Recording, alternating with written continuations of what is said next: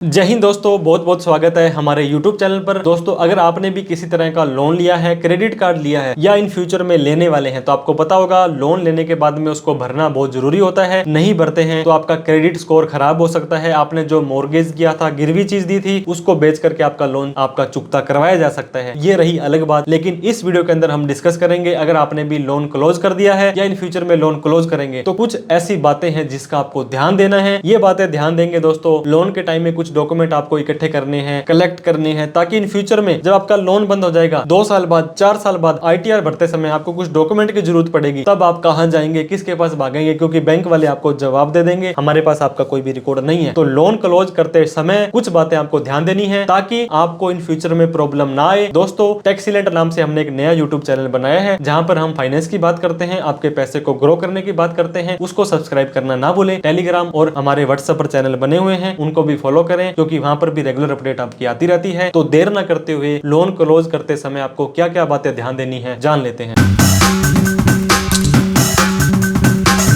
दोस्तों, लोन हो गया या क्रेडिट कार्ड हो गया, मैं तो आपको रेकमेंड करूंगा, अगर आपका बिना लोन के काम चल रहा है तो चलाइए। लेकिन कई बार ऐसा होता है कि वो लोन प्रोडक्टिव हो जाता है, उस लोन का कुछ आपको बेनिफिट हो जाता है। जैसे कि बात करते हैं बिजनेस लोन की। अगर आपने लोन लेकर के बिजनेस में पैसा लगाया और बिजनेस ने आपको रिटर्न दी, वहां पे प्रॉफिट दिया, तो लोन लेने में कोई हर्जाई नहीं है। लेकिन इस वीडियो के अंदर हम डिस्कस करेंगे, अगर आपने लोन लिया था और उस लोन को आपने क्लोज कर दिया है, तो कुछ बातों का आपको ध्यान देना है ताकि इन फ्यूचर के अंदर किसी भी तरह की दिक्कत ना आए। क्योंकि हम प्रैक्टिकली बेस पर देखते हैं कि बहुत सारे लोगों को अगर लोन भी क्लोज कर दिया है उसके बाद भी दिक्कतें आती हैं। तो वीडियो के अगर लास्ट तक बने रहते हैं और इन सब चीजों को फॉलो करते हैं और आपने कोई भी लोन बंद किया है या वो लोन इन फ्यूचर के अंदर बंद करेंगे, तो आप इन चीजों का ध्यान देंगे तो आपको दिक्कतों का सामना नहीं करना पड़ेगा। सबसे पहले मैं बात करना चाहूंगा दोस्तों, सिक्योर्ड लोन। कितने तरह के लोन होते हैं? सिक्योर्ड लोन मतलब जहां पे कोई गारंटी गिरवी आपने दी है। अनसिक्योर्ड लोन का मतलब है किसी भी तरह की गिरवी गारंटी आपने नहीं दी है। क्रेडिट कार्ड होता है दोस्तों। इसके अलावा भी बहुत तरह के लोन होते हैं जो हमने एक वीडियो बना रखी है लोन के ऊपर भी, उसको भी आप रेफर कर सकते हैं अगर आप चाहते हैं तो। अब दोस्तों मैं बात करूंगा ड्यूरिंग लोन। लोन अभी आपका खत्म नहीं हुआ है, बंद नहीं हुआ है, उस दौरान आपने क्या करना है। During the loan tenure take care of your EMI। सबसे पहले तो आपको अपनी, अगर आपका टर्म लोन है, आपको पता होगा किस्तें बन जाती है आपकी 12 महीने की, 60 महीने की, 72 महीने की, जितनी भी आपने लोन लिया है उसकी हर महीने आपकी किस्त जाती है। तो वो किस्त आपकी टाइमली कटनी बहुत जरूरी है। नहीं तो अगर आपका चेक बाउंस हो जाता है तो एक तो आपको बाउंस के चार्ज लगेंगे और दूसरा आपका सिविल स्कोर जो होता है, क्रेडिट स्कोर होता है, वो प्रभावित हो जाता है। तो उसको ट्रैक करना है। इसके बाद में आपको स्टेटमेंट लेनी है। आप 3-3 महीने बाद, आप 6-6 महीने बाद, आप 1 साल बाद अपने उस लोन की स्टेटमेंट उस बैंक से लें, या क्रेडिट कार्ड है तो क्रेडिट कार्ड से लें, तो वहां पर देखें कि कितना उन्होंने चार्ज लगा दिया है। कई बार प्रोसेसिंग फीस, फलाना फीस लगा देते हैं। क्रेडिट कार्ड में AMC annual maintenance charges, GST वगैरह लगा देते हैं। तो आपको जब सैंक्शन हुआ था ये लोन, उस टाइम जो टर्म्स एंड कंडीशन लिखी गई थी उनके हिसाब से आपको रिकंसाइल करना है ताकि आपको किसी भी तरह का चूना ना लगे। स्पेशली दोस्तों, कोई भी प्राइवेट बैंक या इस तरह के जो फाइनेंस कंपनी होती है वो आपको थोड़ा सा गड़बड़ कर सकती है लोन लेने के बाद। If closing loan before term, दोस्तों आपने 60 महीने का कोई 5 साल का लोन लिया था और आप उसको पहले से ही बंद करना चाहते हैं, तो सबसे पहले आपको प्री पेमेंट चार्जेस देने पड़ सकते हैं जो 2%, 3%, 4%, 5% तक हो जाते हैं। 10 लाख रुपए आपका लोन बकाया है तो वो बोलते हैं कि 10 लाख का अगर आप 2% भी मानते हैं तो इतना रुपए आपका एक्स्ट्रा ले लेंगे। और अगर आपको संभव है दोस्तों, उस लोन को आप कैरी कर सकते हो कि भी इतना नुकसान आप नहीं करना चाहते हो तो कैरी करें, या उसको किसी दूसरे बैंक में भी अगर आप ट्रांसफर करते हो और वहां आपका ज्यादा पॉसिबल हो रहा है, अगर आपके हैवी चार्ज से बचना है तो ये कर सकते हैं आप। एक तो आप पहले तो सबसे पहले जब भी लोन लें तो प्री पेमेंट के चार्जेस या पेनल्टी है उसको कंफर्म कर लें कि आप उस टाइम लेंगे या नहीं लेंगे। अगर मैं लोन को पहले बंद करता हूं तो ये चीज अगर आपकी पहले से क्लियर हो जाएगी तो काफी सारा हैवी अमाउंट आपका बच जाएगा। अब दोस्तों, लोन की स्टेटमेंट आपको लेनी है। आपको पता होगा अगर आपने लोन मान लीजिए 2020 में लिया था, अब आप इस लोन को 30/9/2024 को बंद कर रहे हो, तो आपको पता होगा 20-21 का, 21-22 का, 22-23 का, 23-24 का, ये तो आपने स्टेटमेंट ले लिया होगा। नहीं लिया तो उन्हें भी ले लीजिए। और अब आपका साल चल रहा है 1/4/24 से लेकर के 30/9/24, इस तारीख का भी आपको स्टेटमेंट ले लेना है, जिसके अंदर आपका कितना ब्याज लगा, कितनी EMI जमा हुई, और लास्ट के अंदर जब क्लोज होने के बाद में उसका बैलेंस जब 0 आ रहा है वो चीज भी आपको ले लेनी है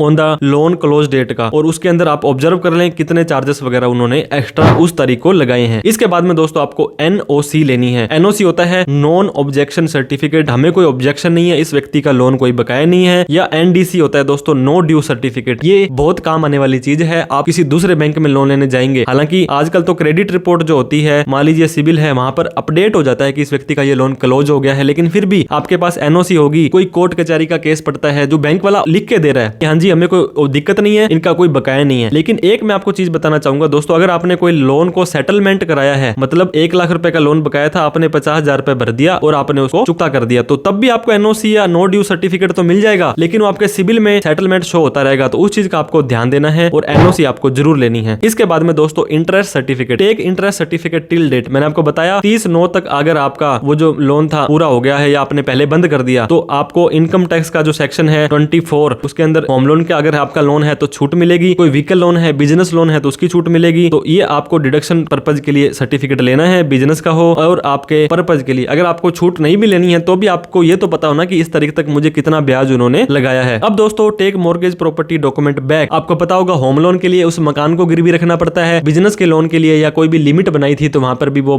प्रॉपर्टी वगैरह रखते हैं। Some time in mortgage loan you have to give property document, FD certificate, तो कई बार एफडी के भी सर्टिफिकेट वगैरह दे देते हैं वहां पे। So don't forget to take them back, क्योंकि वो आपका मालिकाना हक है दोस्तों, उस प्रॉपर्टी के आप मालिक हैं, तो इस चीज का आपको ध्यान देना है। प्रॉपर्टी डॉक्यूमेंट नॉट रिसीव्ड 30 दिनों के अंदर अंदर, दोस्तों 30/9 को आपने लोन बंद कराया था तो 30/10 तक आपको ये डॉक्यूमेंट मिल जाने चाहिए। नहीं मिलते हैं तो आरबीआई का एक नया रूल नोटिफिकेशन सर्कुलर आया था कि 5,000 रुपए पर डे के हिसाब से उस बैंक को आपको पेनल्टी देनी पड़ेगी। अगर आपने भी कोई होम लोन या ऐसी कोई प्रॉपर्टी का लोन बंद करा दिया है और आपको कागज 30 दिन के अंदर अंदर नहीं मिले हैं तो आप प्लीज उनके ऊपर लीगल एक्शन भी ले सकते हैं। इसके बाद में रिमूव लीन, दोस्तों लीन होता है वहां पे आपका होल्डर लग जाता है। If you have home loan submit the NOC to the registrar of property, remove the lender's lien on your property. आपको पता होगा होम लोन में जब आपके नाम से जैसे वहां पे मालिकाना हक होता है, जैसे जमीन की बात करें, खेती की जमीन पर अगर आपने केसीसी बनाई है तो दोस्तों यहाँ पे आपकी जो जमाबंदी या फर्द बोलते हैं उसको, जो प्रॉपर्टी का ओनरशिप होता है वहां पे लिखा आता है कि इसके रहन है, इसके लीन है, मतलब इसका मालिकाना हक उसके पास चला जा चुका है। तो आपने लोन बंद कर दिया है तो आप ये लीन भी अपना हटवा सकते हैं। इसके बाद में कॉन्टेक्ट योर इंश्योरेंस कंपनी, दोस्तों अगर आपने कोई भी व्हीकल लिया है या कोई भी प्रॉपर्टी थी जिसको आपने गिरवी रख करके लोन लिया था तो आपको पता होगा उसकी सूचना भी वहां पे जाती है, तो आपका हाइपोथिकेशन हो जाता है, उसके ऊपर उसका मालिकाना हक उस बैंक का या उस चीज का लिखा जाता है। तो इंश्योरेंस पॉलिसी में आप वहां पे एनओसी लें और उसको वहां पे दे दें। आप रजिस्ट्रेशन सर्टिफिकेट है अगर आपका कार है तो वहां पे आपका हाइपोथिकेशन भी आपको हटवा लेना है। इसके बाद में एक और इंपॉर्टेंट काम करना है, track your credit score. Credit score होता है आपका पास्ट रिकॉर्ड, आपने पिछले सालों में, महीनों में कितने लोन लिए थे, कितने टाइम पर भरे हैं। तो क्रेडिट स्कोर 4 तरह की कंपनियां देती हैं दोस्तों, एक तो सिबिल हो गया, एक्सपीरियन हो गया, इक्वाफिक्स हो गया और CRF हाई मार्क हो गया। थोड़े से टाइम बाद, हफ्ते 10 दिन महीने बाद आपको अपना चेक करना है कि वो जो लोन मैंने बंद करवाया है वहां पर भी क्लोज हो रहा है या नहीं हो रहा है और कोई फ्यूचर के अंदर प्रॉब्लम ना हो। कई बार दोस्त ऐसा होता है आपने लोन तो दे दिया, उन्होंने मान लीजिए आपके 10,000 रुपए भी कम में भरवा करके आपको सेटल करके दे दिया, आपको